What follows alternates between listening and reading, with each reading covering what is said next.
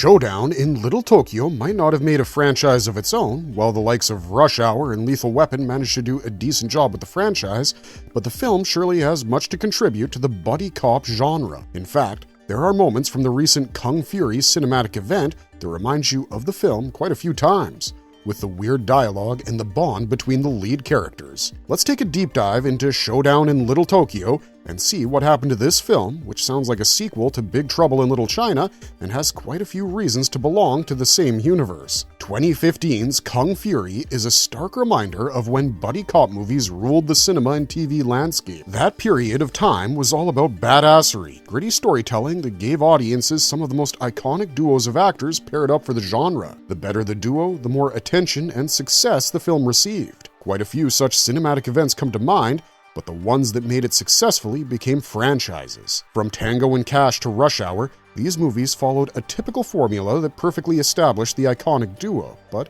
in the vast majority of such titles, many didn't quite hit the mark and took their own time to become cult classics in the genre. One such entry was Showdown in Little Tokyo, the movie that managed to have an iconic pairing that almost felt like a celebration of the genre. The movie features an American-raised-in-Japan character played by Swedish actor Dolph Lundgren, and Brandon Lee plays a Japanese character who's not in touch with his culture except for the martial arts part. Yes, that's clearly one of the best castings ever. The man who killed Apollo Creed and martial arts legend Bruce Lee's son. Now, we've established the very first aspect of the buddy cop genre. The duo is made up of two individuals who have completely contrasting backgrounds. There's a few more boxes we need to tick before we can get on with this project, and the movie manages to do that perfectly. And I mean, sometimes with these movies, it feels like someone's standing there with a notepad checking boxes until you finally have a buddy cop movie. Nothing helps contrast our main characters better than the scene when they're initially brought together, and this showdown goes with the obvious choice of the Lethal Weapon route. Lundgren's Chris Kenner is having breakfast or brunch at a Japanese place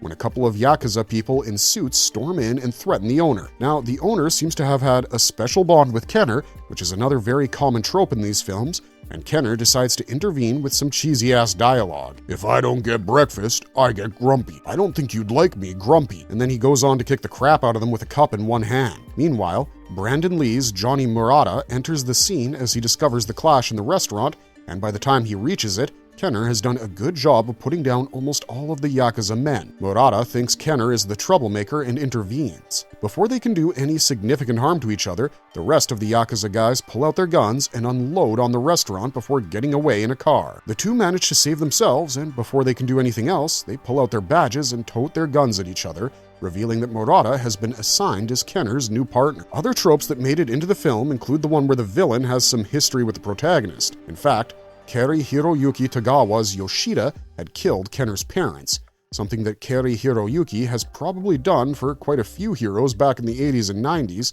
to the point that it's the very first thought that comes to your mind upon taking a single glance at him and his character's persona. Apart from that, there's the damsel in distress with a pre-famed Tia Carrera as Minako Okeya, whom they must protect from Yoshida and his men. The rest of the usual tropes are perfectly maintained by the likes of everything, ranging from the duo getting caught by the main villain during the very first brawl, to getting caught again and almost being tortured to death before breaking free. Yup, there's every trope here, apart from maybe the one with the loud police chief, and it's not that we don't get to see the police chief either. Nelson appears in the film, but the scene goes somewhere else right the moment he appears. This movie is so steeped in the buddy cop genre that it almost feels as if there's a cut here, and we don't get to see Nelson get a single shout in. There were more scenes with Nelson, but the studio cut them out as they managed to reduce it to 1 hour and 17 minutes, which might sound a little unusual, but we'll get to that in a bit. Let's get to the star power that leads the film, apart from the usual Asian actors who took the roles of the henchmen in their gang. Dolph Lundgren had already turned heads with his debut in 1985's James Bond film, A View to Kill, Roger Moore's final outing as the iconic character. But that was nowhere near how Lundgren managed to turn heads entirely in the following years with his appearance opposite Sylvester Stallone in Rocky IV. Yes, there had already been 3 Rocky movies by then, but this one was special because Rocky loses his best friend to the Soviet boxer Ivan Drago, one of the most memorable additions to the franchise lore. All this would result in a live-action He-Man and the Masters of the Universe film. However, Brandon Lee had a completely different approach here. The actor was making his Hollywood breakthrough, which had taken his father quite a long time before he passed away. The actor had just made the transition from Hong Kong to America, with his Hong Kong thrillers being quite successful and making it clear that the actor did have some potential, which was lacking in most of the up-and-coming action stars of the time. And Lundgren as the lead fit perfectly. Still, the film ended up being a complete critical disaster, and the children's cartoon show was nowhere near the concept of a family picture. The actor was almost crawling back to the fame he had gathered, and it was somewhat working out because he was getting all the lead roles, particularly in the 1988 film Red Scorpion, and then the Marvel Comics adaptation, The Punisher. The main criticism the actor faced with each of these projects was the stone-faced performance the actor gave, which worked quite well for his claim-to-fame appearance as Ivan Drago. Showdown in Little Tokyo manages to give him something a lot more interesting as the actor gets to play an American cop. It's almost as if he took notes from Eddie Murphy and Nick Nolte in 48 Hours,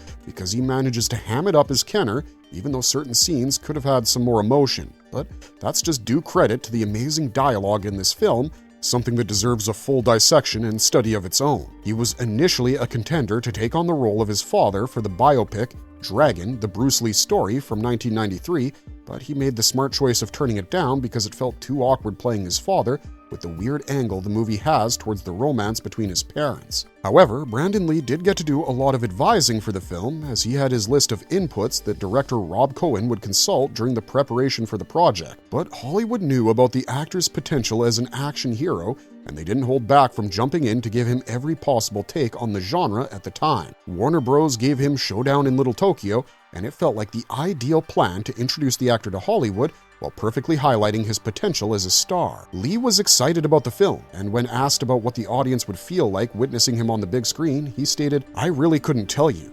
I hope that people come and see the movie. If they come and see it because of a regard that they held for my father, then I think that regard is very well founded. And whenever anyone comes up to me and tells me how much they loved my father and how wonderful he was, all I can say is, I agree with you completely, and God bless you. So if people want to come and see me because of a regard they held for my father, that's great." With a tight script that didn't establish the world it was about, the two actors managed to ensure quite an interesting banter for the buddy cop genre. In fact, there were times that it almost felt like the banter would have gone in a completely different type of film that didn't feel like a usual action flick that the director might have been aiming for. Yeah, we're talking about the iconic "You have the biggest dick I've ever seen on a man" dialogue. It's not exactly everyday conversation, but it does manage to stick out like something that didn't need to stick out. Let's quickly go over the plot before we talk about the absurd death of Gerald Okamura's character. Kenner and Murata are paired up at the right time when the Iron Claw Yakuza gang is trying to establish itself in LA. Yoshida, the leader of the clan,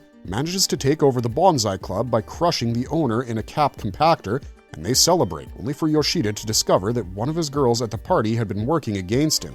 So he decides to go for quick justice and chops her head off in a sequence that might just be the most bizarre thing we've ever seen in the 80s. In fact, this particular scene sets up the tendency of everyone trying to take off Yoshida's shirt every chance they get to show the Yakuza tattoos and his ripped bod. The movie starts with a clear glance at this body quite a few times, with both the muscles and the tattoos popping out, which, again, is very apropos for an 80s-style action film. Anyways, when it's discovered that the beheaded girl was high on methamphetamine, Kenner and Murata decide to investigate the club, only to come across Minako and people eating fish off some naked chicks. Yes, it's important to mention that because Murata sets that up as the final goal. Yoshida has managed to establish a local brewery as his manufacturing center and has been working along with the Hells Angels, Crips, and Surenos, giving them the task of peddling his drug in return for a percentage of the profit. Kenner, who was traumatized by Yoshida, almost ends up killing him by pulling a gun on him. Murata manages to calm things down, deciding to settle the score later. Again, before he could pull the weapon on him, Kenner managed to rip Yoshida's shirt off, just to check if he had the same tattoos as the man who killed his parents and the man whom he had managed to scar on the face by defending against an attack with a sword. Yoshida decides to take serious steps against these two guys, and he rapes and kidnaps Minako and holds her hostage while vowing to kill Kenner. But Kenner and Johnny manage to infiltrate Yoshida's home and rescue Minako. Still, they get caught by Yoshida's men, and since they have managed to become a sore thumb for Yoshida, he ends up torturing them by electrocution, and the guy handling the torture is none other than Gerald Okamura.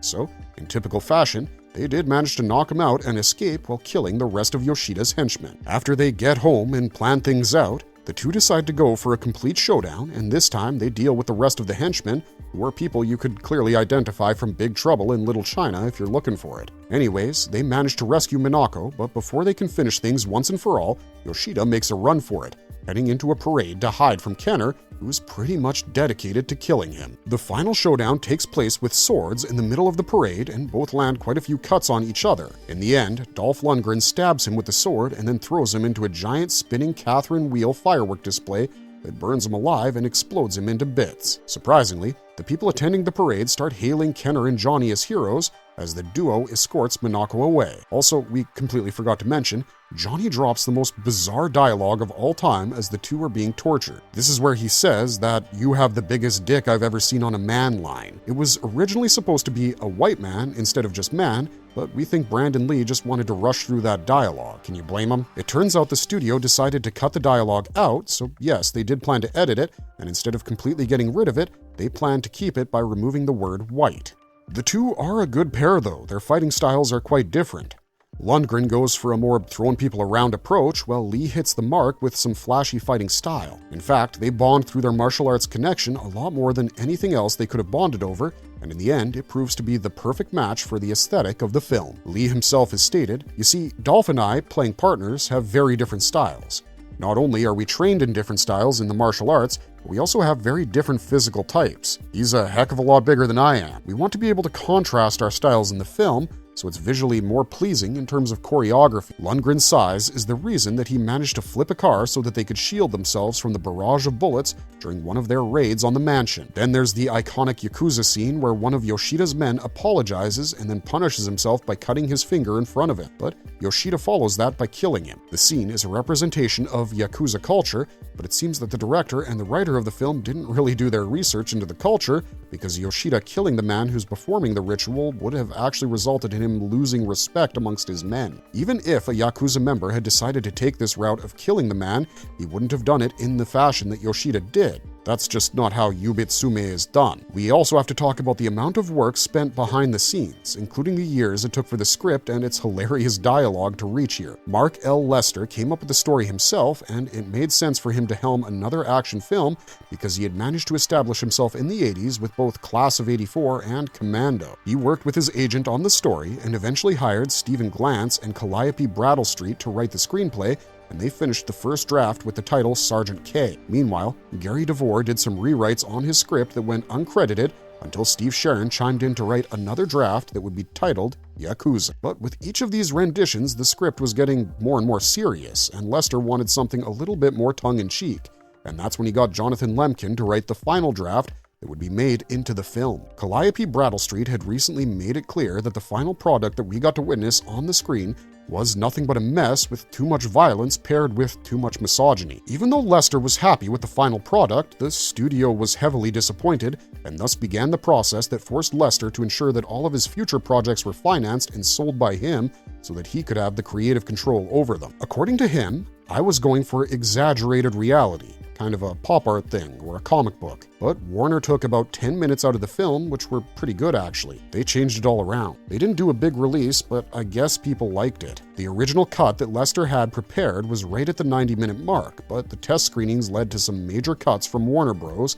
and the final ended up coming in at 79 minutes. Warner Bros. Had some history over this, and they brought in Michael Elliott to work on the film, who removed several shots, including some of the more dramatic scenes between Lee and Lundgren. Maybe it wasn't just limited to Johnny's "I like you" to Kenner.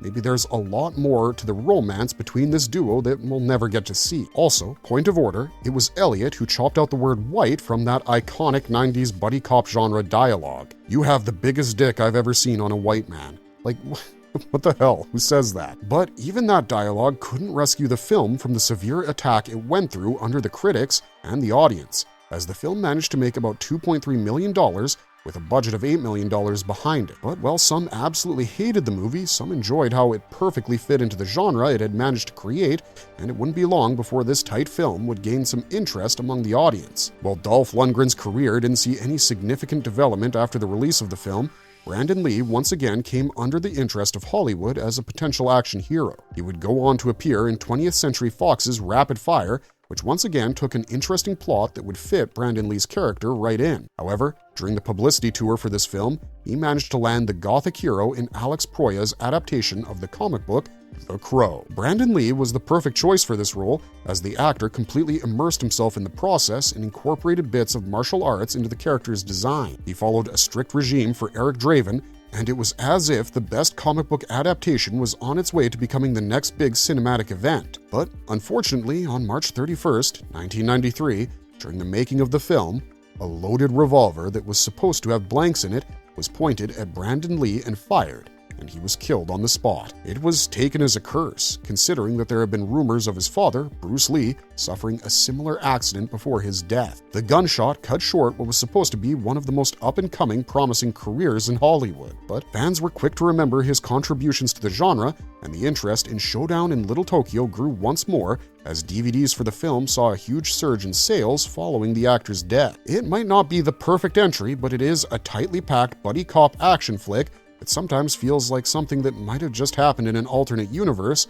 considering how bizarre the pairing of Dolph Lundgren and Brandon Lee is, and it might be one of the craziest choices ever made in the genre. There are moments where you'll be left wondering what happened, but the camaraderie of the duo is something that keeps you coming back to this film again and again. Plus, every time Gerald Okamura, Al Leon, and George Cheung grace the screens in this genre, it's an absolute treat. It's a silly movie, but we recommend you check it out, and that's our marvelous verdict.